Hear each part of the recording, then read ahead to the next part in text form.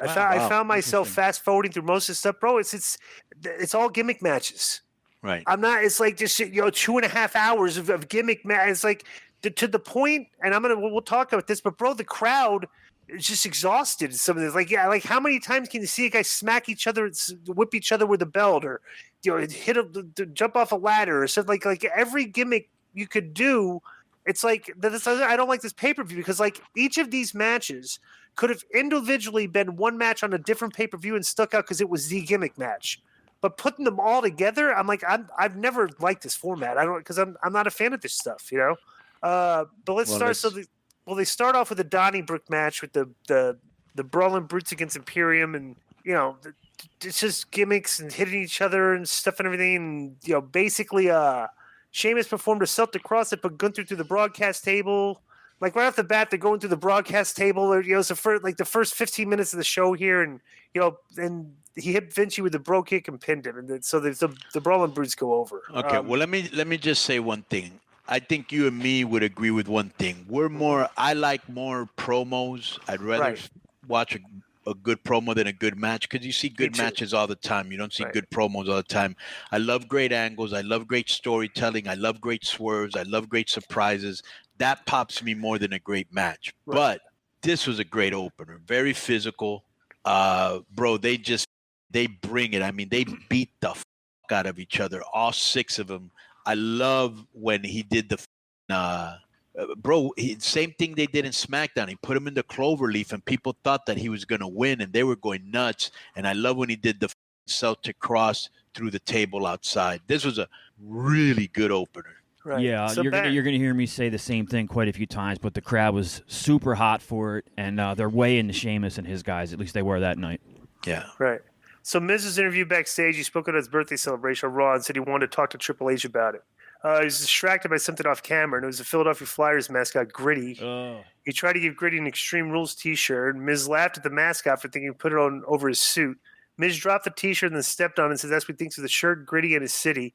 Then Gritty picked up the shirt and threw it at Miz, who had walked off camera. So I'm not a fan of the Flyers, so I was hoping the Gritty would get beat up. I hate Gritty. I hate Gritty. Liv Morgan against Ronda Rousey. Tried to watch this, ended up fast forwarding through most of the stuff. I'm not believing that Liv Morgan, especially in a format like this, is any type of a threat to Ronda. This match, if it was real, would have been over in like 1.5 to 2 minutes. But basically, Ronda slammed her onto the broken table. Bro, this like I said, this is every gimmick they're doing. Kendo sticks, tables, just whatever. Then Ronda choked her out. Okay, and to our boy, what's his name, Jared Aviat. Would you say, Konnan, that Liv Morgan came out of this match looking like the baby face with the heel as opposed to Ronda? I don't know what to think. Let me just say this. Here's the thing, because Ronda was being very heelish after she won. Did you notice that? She pretended she was crying, and and she has been. She's better as a heel. Right, and Liv just passed out. That was the finish. And then she smiled. Right. She smiled, so something's going on there. Right. People say that she's going to join Firefly Funhouse. Yeah, right. Yeah. Liv is? Let me just say this, Liv. Yeah. Let me just say this. Much like Wheeler Yuta and Daniel Garcia, I do not buy Liv as a badass. Okay? Right. Let me just throw that out there. So right there, we already have a disconnect. Number two, those were some very weak bat shots by both of them. They should have used a gimmick bat and less hits and sold them more. Then she whipped her with her gi belt.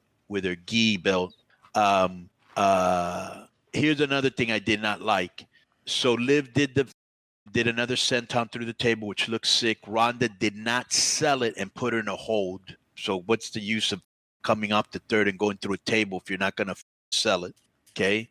I did like at the end when Ronda won and people were booing and she was like pretending she was crying. I like Ronda as a heel, bro. Right. She seems more comfortable. So next is Cross against Drew in the strap match.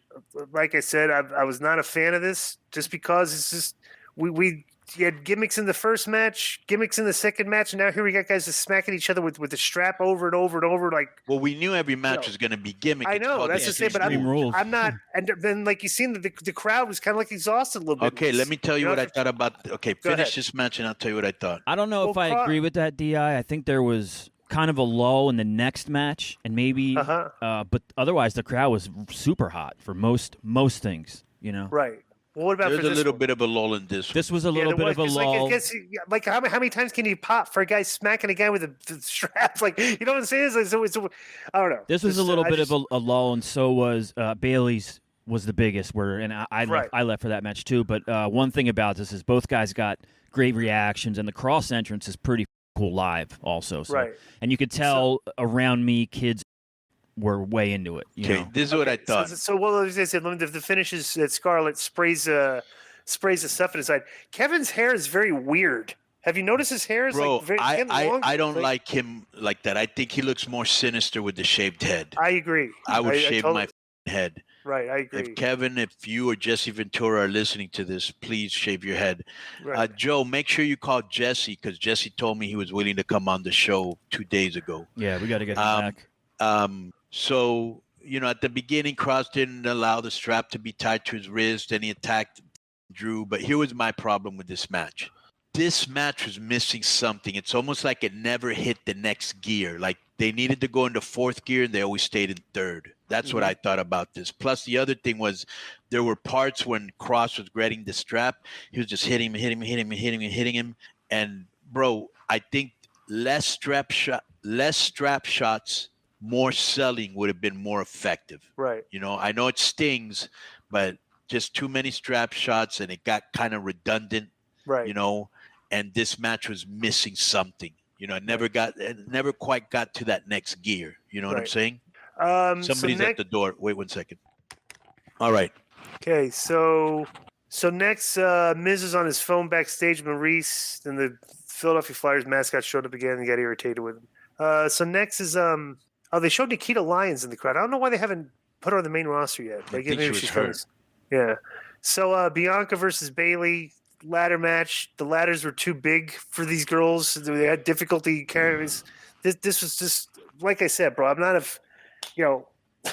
I'm just not a fan of this pay-per-view at all. Like it's a lot of fast-forwarding stuff for me. Just endless gimmicks stuff. So Belair climbed the ladder and pulled down the belt to beat Bailey. And so, all right. But I guess they're not ending this here. So I don't know. What do you think of this?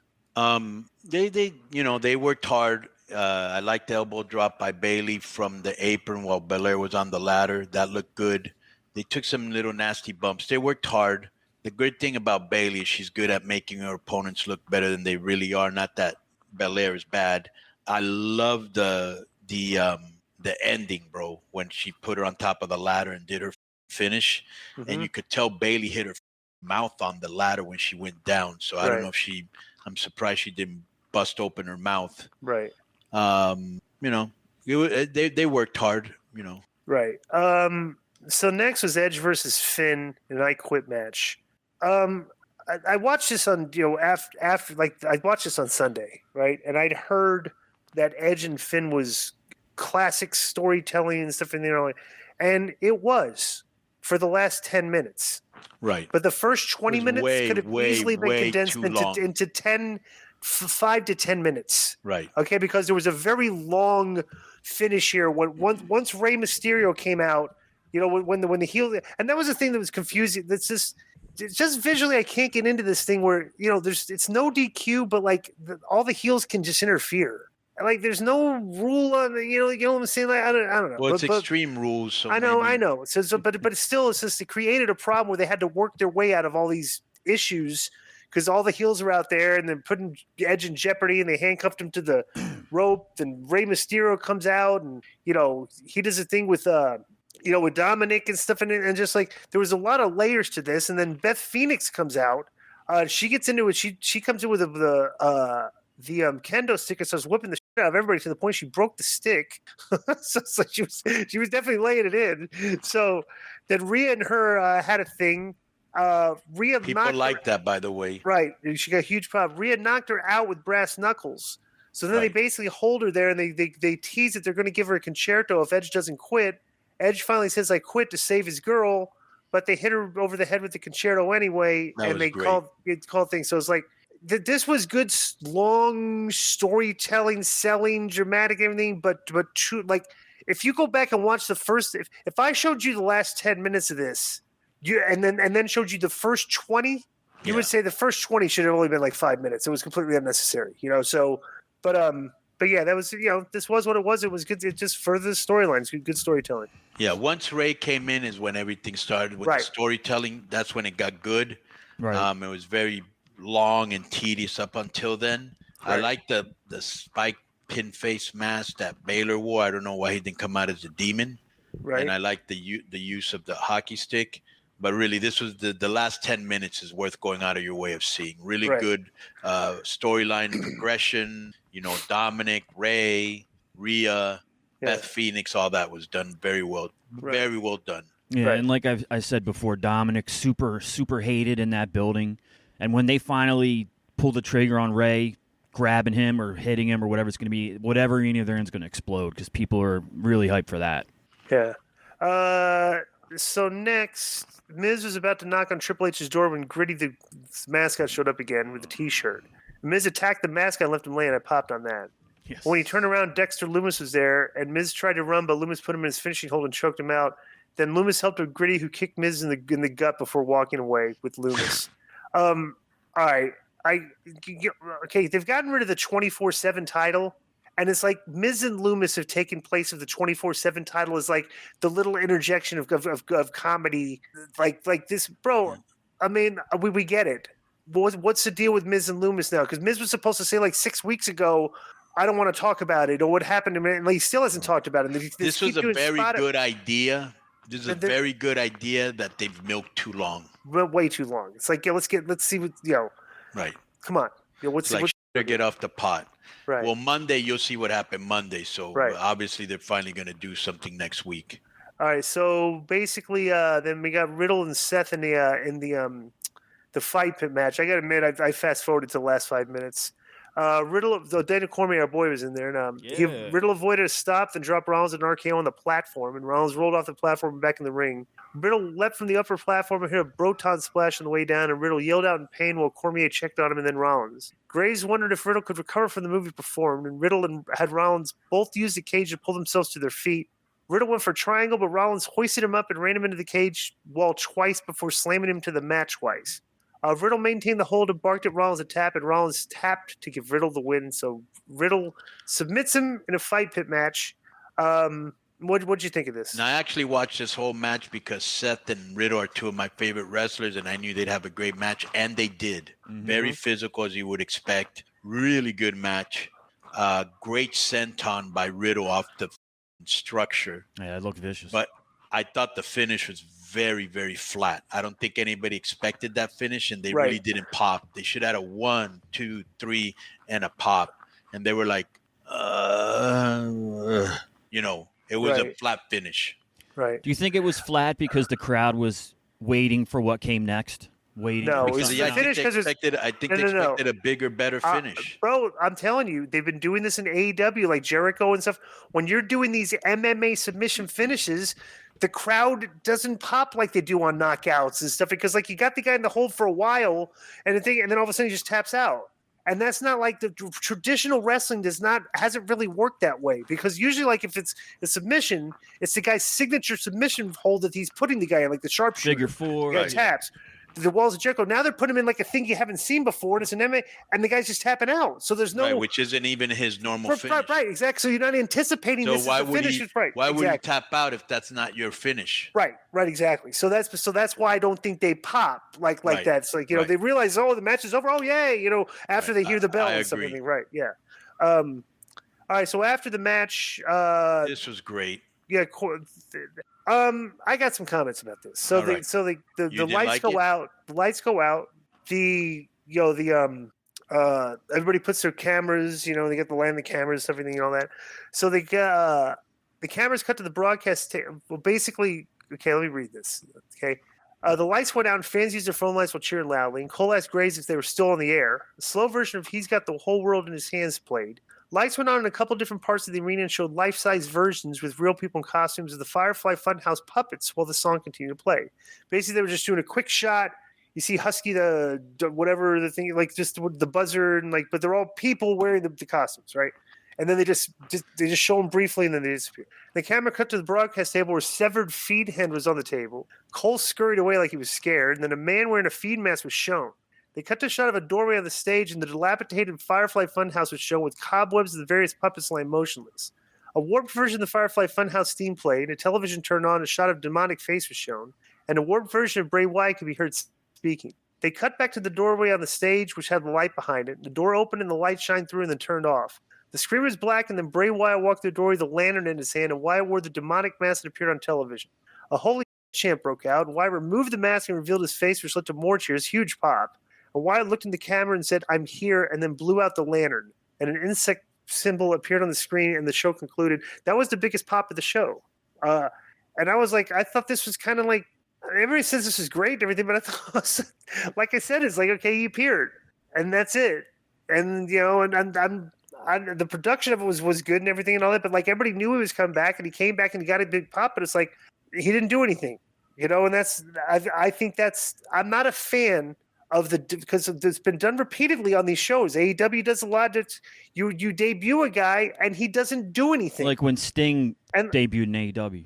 Just, I mean, bro, make it if you think just getting the pop is good enough, that's fine. But like, get the pop and then do something and get another pop. Like you know, I don't know. I just, you know, everybody. This wasn't as epic to me as everybody said, because it was just like, okay, he debuted. I knew he was coming.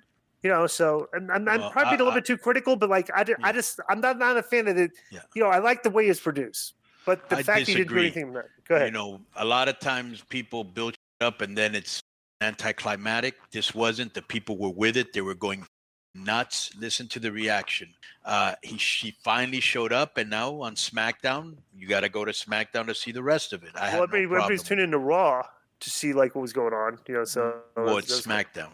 Yeah.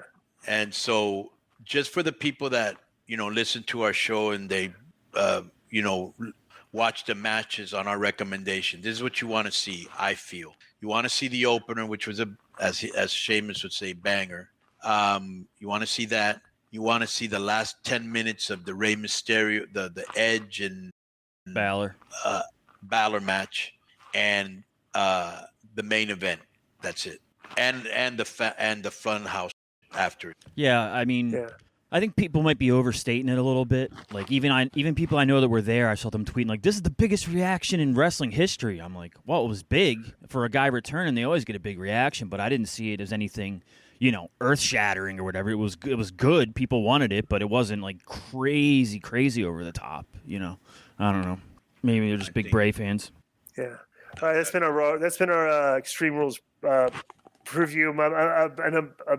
A format I am not a fan of. Right. I'm not a fan of just, you know, that to me is like an indie, you know, like CZW type show where every match is like a death match. It's like, so I don't know. Like that's not my style. So